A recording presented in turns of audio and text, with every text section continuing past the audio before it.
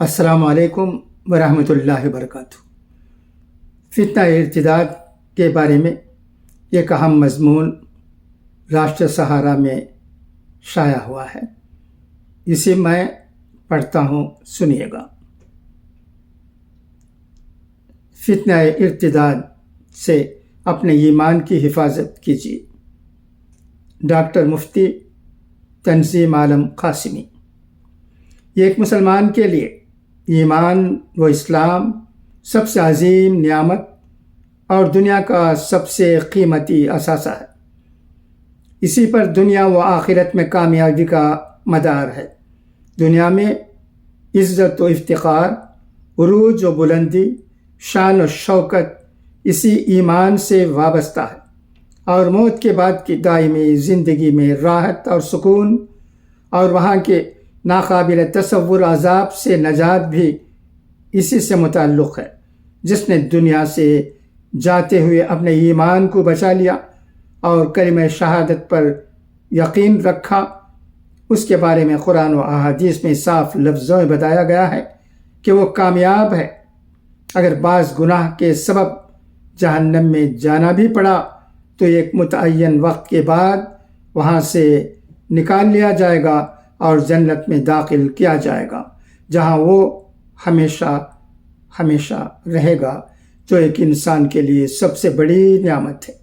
اس لیے ایک شخص کو چاہیے کہ وہ ہمیشہ اپنے ایمان پر قائم رہے، حالات جیسے بھی ہوں، موافق ہوں یا مخالف، تنگ دستی ہو یا خوشحالی، بیماری ہو یا تندرستی، اپنے ایمان کی فکر کرے اور ہر حال میں اس پر استقامت اختیار کرے۔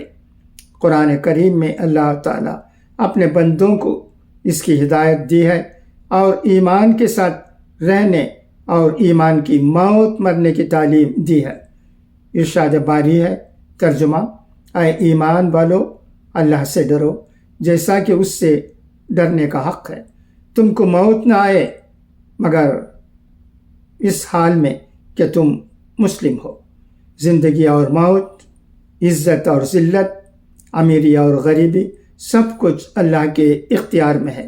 اس یقین کے ساتھ ہماری تمام سرگرمیاں جاری رہنی چاہیے کہ اس کے علاوہ کوئی دوسرا نہیں ہے۔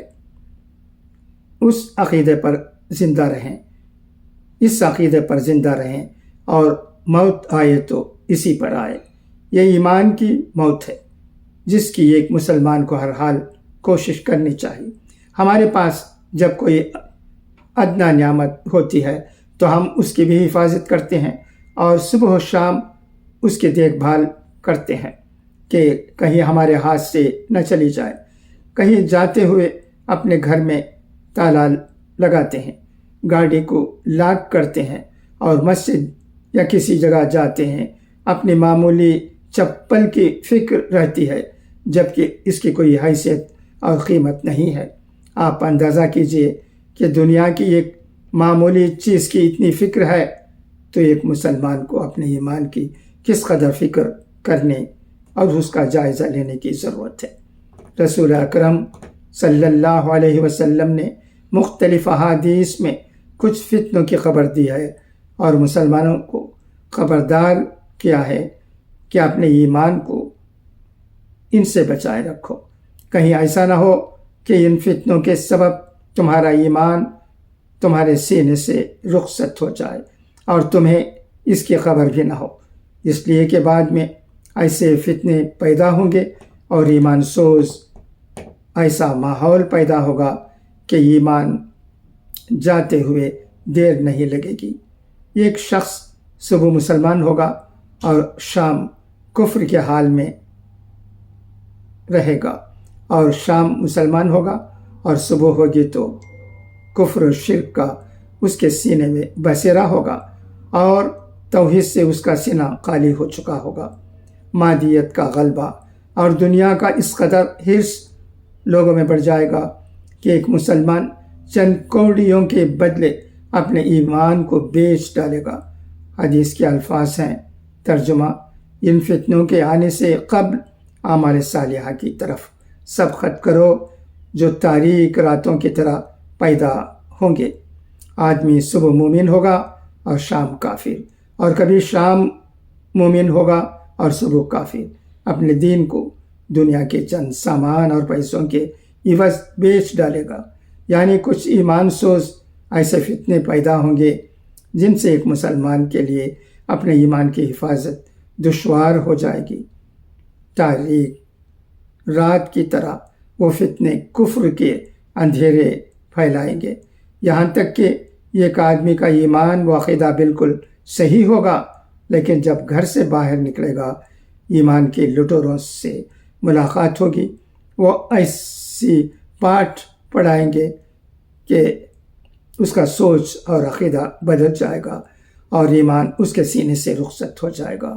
کچھ لوگ اپنی بیماریوں، رزقی پریشانیوں اور مختلف الجھنوں کے سبب خدا کی شان میں ایسی بات کہہ بیٹھیں گے کہ اس کی وجہ سے ان کا ایمان ختم ہو جائے گا۔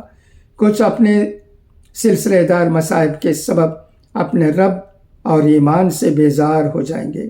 لوگ اپنے ایمان کو اتنا ہلکا سمجھ لیں گے کہ اس کی اہمیت دل سے ختم ہو جائے گی، اور چند پیسوں اور عز و جاہ کے لالچ میں اپنے ایمان کا سودا کر لیں گے۔ گویا آپ صلی اللہ علیہ وسلم نے اپنی امت کو ایسے نازک موڈ پر چوکنا رہنے اور بیدار مغز رہنے کی ہدایت دی ہے، اور ہر حال میں ایمان پر جمے رہنے کی تلقین فرمائی ہے کہ دنیا کی تھوڑی پریشانی برداشت کر لی جائے اور آخرت کو پیش نظر رکھا جائے۔ یقیناً یہ سستا سودا ہے کہ پوری دنیا لٹ جائے لیکن ایمان باقی رہے، اور اگر دنیا کی دولت قارون کے خزانے کے برابر بھی مل گئی لیکن ایمان نہیں رہا تو انتہائی خسارے کی بات ہے۔ اس سے زیادہ ذلت اور محرومی کچھ بھی نہیں ہو سکتی۔ جن فتنوں اور حالات کی طرف رسول اکرم صلی اللہ علیہ وسلم نے ارشاد فرمایا ہے وہ آج سے پہلے بھی ہوں گے اور ممکن ہے آئندہ بھی ہوں، لیکن موجودہ ملکی اور بین الاقوامی حالات کے پیش نظر یقین سے یہ کہا جا سکتا ہے کہ یہ دور بھی اس کا حقیقی مصداق ہے، اور یہ حدیث آج کے حالات پر مکمل فٹ آتی ہے۔ اسلام اور مسلمان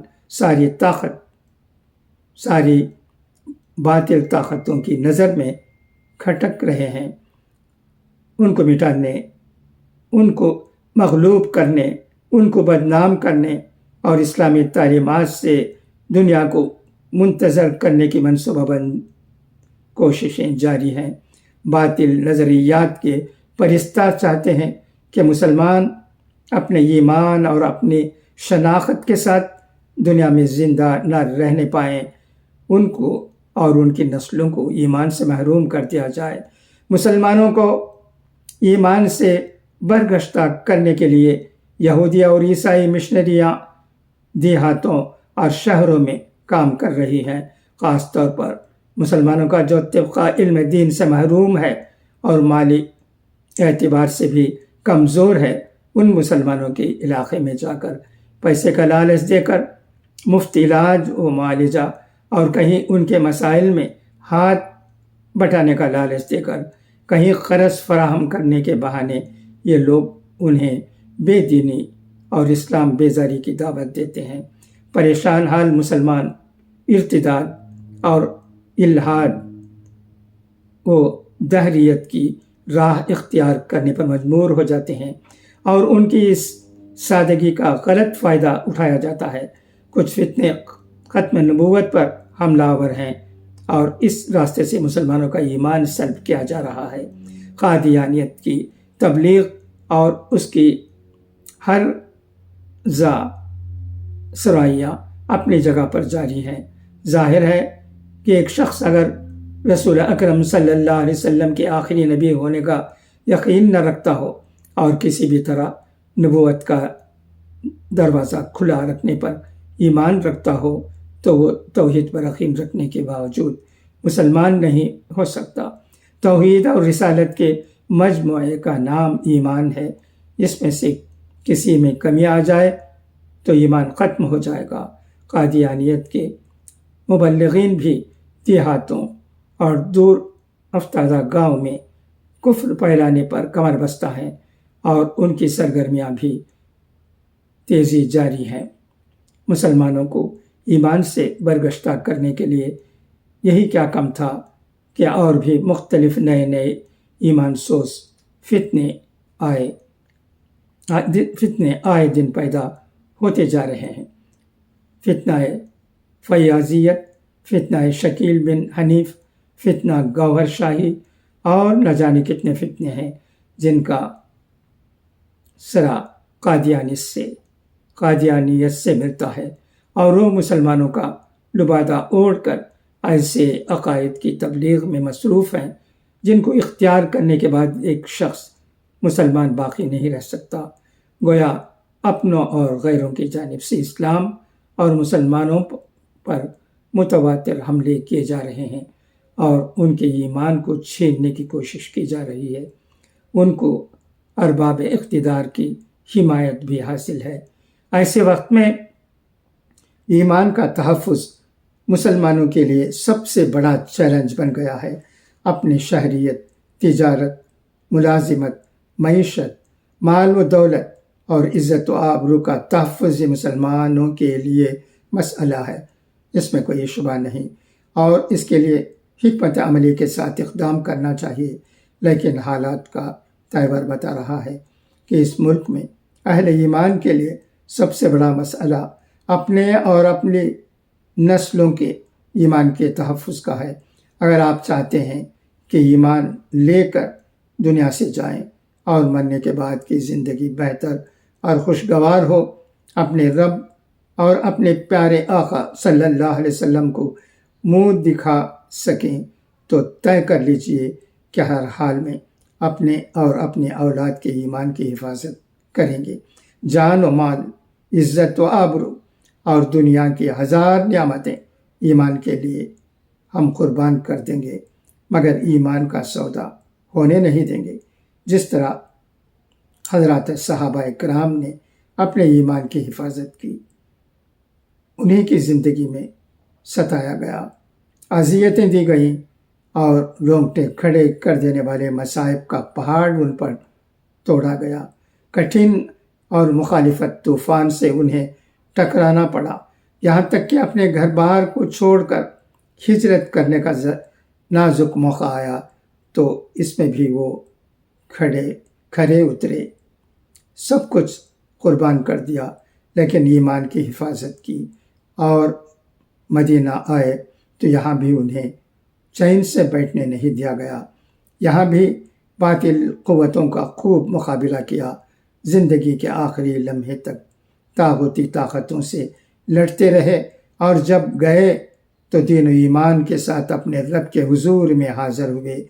کامیاب اور خوش نصیب ترین ہیں یہ لوگ جن کے لیے دنیا میں رہتے ہوئے ہی اللہ تعالیٰ نے جنت کا اعلان فرما دیا، اور انبیاء کرام کے بعد جن کو ساری دنیا پر فوقیت حاصل ہے، کروڑوں اولیاء اور صلحاء ان کے ایمان اور بلند درجات پر رشک کرتے ہیں، جن کے ایمان کو دنیا کی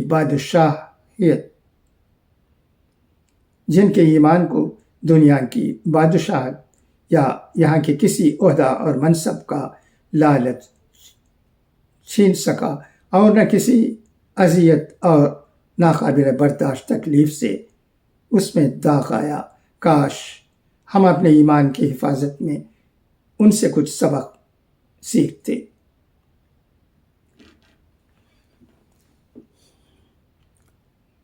اچھا، تو ابھی اجازت، انشاءاللہ پھر ملاقات ہوگی۔ خدا حافظ، فی امان اللہ۔